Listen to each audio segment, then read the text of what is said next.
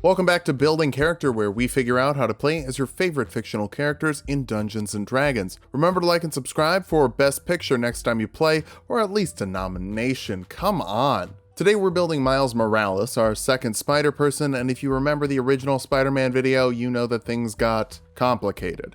I've done Jedi, Keyblade wielders, I even did Superman, but believe me when I say spider people are the hardest thing to translate into D&D. But hey, with great power comes, views, I guess.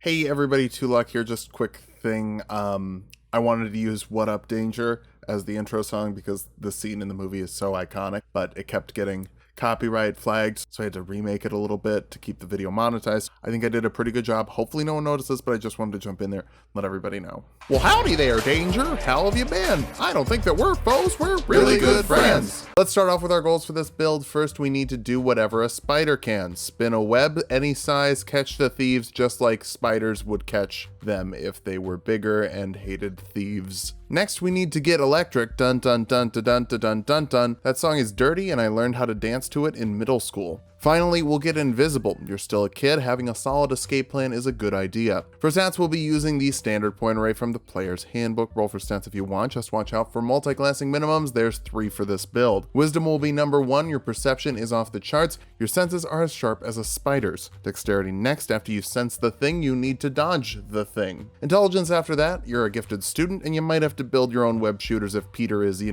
less than alive. Follow that up with strength. It's not as high as I'd like, but we'll get something to patch that up later. Constitution is also a bit low. We'll focus more on not getting hit than taking hits, even if you can do both. Sorry, not everything can be high, unless anime Spider-Man shows up in the sequel, or at the very least, Sentai Spider-Man. We'll dump Charisma though. You have one good line, which is actually just one word, and you're not really that good at delivering it. Miles is a human, but Drow really like spiders and get a dexterity boost. They also hate men and can't see in sunlight, so it's not perfect. Variant humans get a feat. The alert feat adds 5 to your initiative rolls. You can't be surprised while you're awake, and nobody gets advantage on you because you can't see them. Bump your wisdom and intelligence with your 2 free points. Take perception for your skill of choice. Take the Is It Engineer background from Ravnica for Arcana and investigation skills. I know Miles doesn't know like magic, but I feel like Arcana is a good tech substitute. We'll kick things off as a rogue because they get a lot of skills like acrobatics, athletics, sleight of hand, and stealth. You get expertise in 2 skills, letting you double your proficiency bonus with them. Go for perception for better spidey senses, and athletics for better lifting. It won't help your saves, but let's be real, you kind of get pushed around, you're pretty small. That could just be a relativity thing though, everyone looks small next to Kingpin.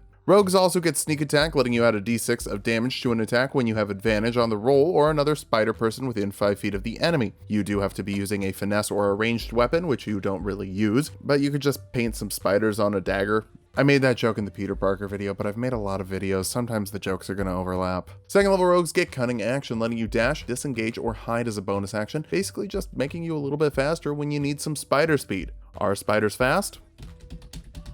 Just Googled it. No, they are not. For some reason, BuzzFeed thought the best visual representation of this would be Usain Bolt and a giant spider running the 100-meter dash together. Guess that would be a good motivator to get people running fast. Third level rogues can choose a roguish archetype, and Arcane Trickster works as a pretty great way for us to grab some spells we need. You can grab 3 first level spells from the wizard list. 2 of them have to be enchantment or illusion, which isn't great for us at this point. So let's stretch. Charm person charms a person that fails a wisdom saving throw for an hour. Obviously, just drop your hand on their shoulder, look them in the eyes, and say, "These aren't the droids you're looking for." Sudden Awakening is from a dead unearthed arcana and wakes up creatures in a 10-foot radius as a bonus action. They can also stand up from prone if they were laying down to sleep. It's weird that the waking people up spell didn't make it into an official book. It seems so regularly useful. The spell I really want is Jump, which triples a target's jump distance for a minute for 36 feet of horizontal distance and 12 feet of vertical distance. There's no web swinging spell in the game, so we're just gonna get really good at jumping. For cantrips, Shocking Grasp is a melee spell attack that deals 1d8 lightning damage and prevents the targets from taking reactions. Lightning Lure forces a strength save of 10 plus your intelligence modifier on a creature, pulling them 10 feet closer to you and dealing 1d8 lightning bludgeoning damage for a little web shock combo. Mage Hand is the ARCANE TRICKSTER cantrip. Creates a little hand that can lift 10-pound objects, and since you're a Mage Hand Legerdemain, you can pick pockets, reverse pickpockets, or pick a lock using a sleight of hand check. You can also use this with a cunning action bonus action. You can think of this as some sneaky web yoinks, because sneaky web yoinks isn't a spell in D&D, even though I have written Wizards of the Coast so many letters. Your sneak attack also increases to 2d6. 4th level rogues get an ability score improvement. Let's bump up the dexterity for better dexterity things. All spiders man do dexterity things, and Miles is better at stealth than the other spiders persons.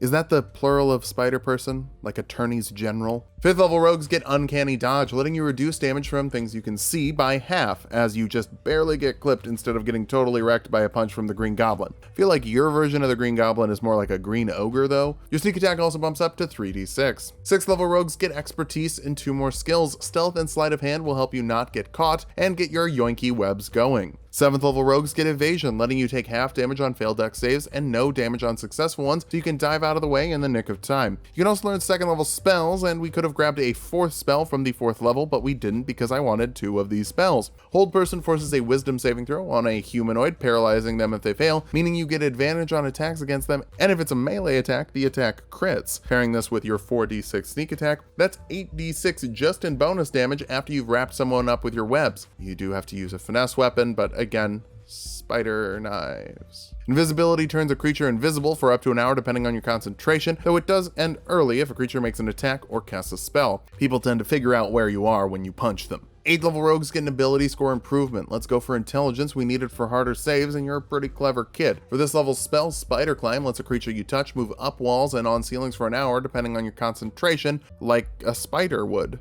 9th level rogues get Magical Ambush, giving creatures disadvantage on spell saves against your spells if you're hidden from them. Hold Person is already a very good spell, and this makes it harder to resist. Just start every fight with 1 immobilized enemy. It's a huge advantage. Your sneak attack also bumps up to 5d6 here. 10th level rogues get another ability score improvement. I think dexterity is the move here. We'll just keep moving up and down the stat sheet. Miles is a very well-rounded kid, so it's our duty to be pretty good at everything.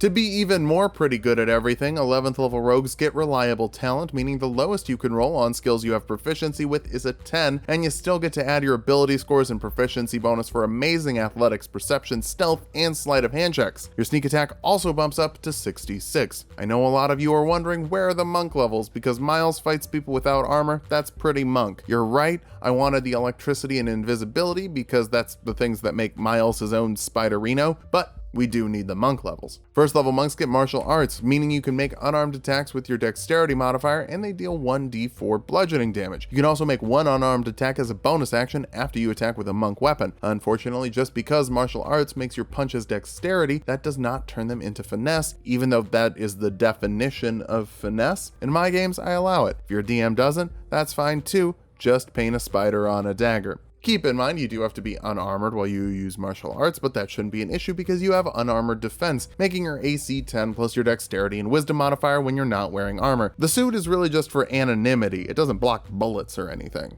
2nd level monks get key points they can use to do spider things like Step of the Wind, letting you dash or disengage as a bonus action, but since you can already do that for free, only use this to double your jump distance if you really need to. Or I guess with jump, you could sextuple your jump distance for 72 feet of horizontal jump distance and 24 vertical feet. Keep in mind that can't exceed your total movement though, but still it's a solid swing. Patient Defense lets you dodge as a bonus action for advantage on dexterity saves, and your enemies will have disadvantage on attacks against you for some more bendy dodginess. Flurry of Blows lets you make 2 unarmed attacks instead of 1 as a bonus action if you really need to attack really fast. It's almost like you have 8 arms, like a spider. You also get unarmored movement, making you faster when you're not weighed down by the weight of your responsibility. Oh, sorry, that's armor when you're not wearing armor. That makes more sense. 3rd level monks can deflect missiles, letting you reduce damage from ranged attacks by 1d10 plus your monk level and dexterity modifier, and even yeet them back with a key point if you reduce that damage to 0. Remember, a 3rd level of monk per day keeps the bullets away. You can also choose a monastic tradition, and 4 elements monks get some elemental disciplines that I can reflavor into webby things. Fist of the Unbroken Air lets you spend 2 key points to force a strength saving throw of 8 plus your wisdom modifier and proficiency bonus on a creature within 30 feet of you, dealing 3d10 bludgeoning damage and knocking them prone or pushing them up to 20 feet away, half damage if they succeed, and there's no movement effects. This is supposed to be a blast of compressed air, but I think I could see it being a web ball. Couldn't you?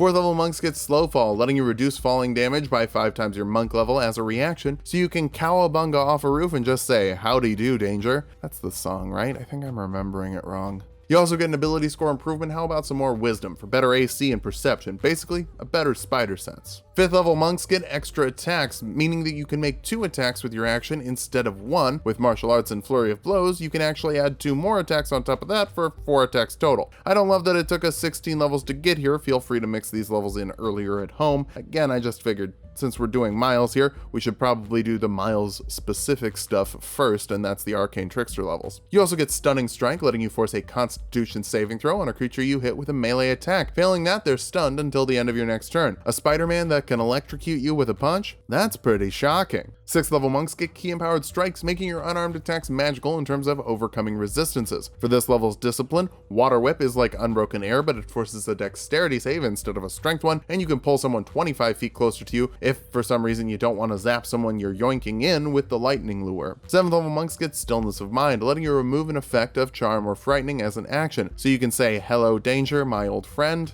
I am gonna get that song right eventually. That's not it though. 8th level monks get our last ability score improvement. Balance out your intelligence for +4 to dex, intelligence, and wisdom, which I feel like is pretty Miles. I'd obviously prefer +5, but if we're asking for wishes, I'm obviously gonna wish for more wishes, and then I'm gonna wish to be able to see my friends again in person, because I miss them. Our capstone is the 9th level of monk for unarmored movement improvement, meaning that you can move up walls and over water while you're not wearing armor, as long as you land somewhere solid at the end of it. It's not totally wall crawling, but if you don't need to stick to a ceiling, this could save you some spell slots. Before we finish this off, let's talk about the things we didn't do and why we didn't do them. Artificer would actually work pretty great for a Spidersona, but the only things Miles builds for power are the web shooters. Everything else comes from the spider bite, so the boots of spider climbing, rings of jumping wouldn't really feel right for him, even if he could use them. It would be great for a Penny Parker build though. You could go for the Battlesmith Artificer and get a metal companion that you could use as your little robot spider thing. We didn't make him a Warlock because Miles is even more awkward than Peter, and that's pretty high levels of awkward. However, a Warlock Peter Porker could get a mallet that fits in your pocket with a Pact of the Blade, and multiclass into Bard very nicely with charisma skills. Spider-Man Noir is just Batman, so if you want to do that one, I already made that video, you can just watch that. But we've hit level 20, so let's figure out how viable this build is. First, you are mobile with insane movement speed and the ability to jump off of walls that you're treating like sidewalks. You're also heckin' sneaky. You can literally turn invisible, and even if you can't, you got a guaranteed 26 stealth check. You're a master of infiltration. Finally, a hold person and sneak attack combo, that's pretty busted, as long as you have something to sneak attack with. For weaknesses, you're squishy, with barely over 100 HP at level 20, making you as frail as some sort of teenager. You're also bad at talking to people, which could be an issue if you need to negotiate or buy things. Finally, Arcane Tricksters don't have a lot of slots, and your 2nd level spells are all concentration. Thankfully, you've got backups and the ability to just straight up run away if you're out of spider powers. Swing around, tie everyone up you can, and zap the things you can't. You're only one spider in a big verse, so be careful. We all remember what happened to the last guy. Thanks for watching. If you liked the video, subscribe for more. We make 2 videos every week. We've still got some more bonus videos coming out on Saturdays, so don't forget to stop by.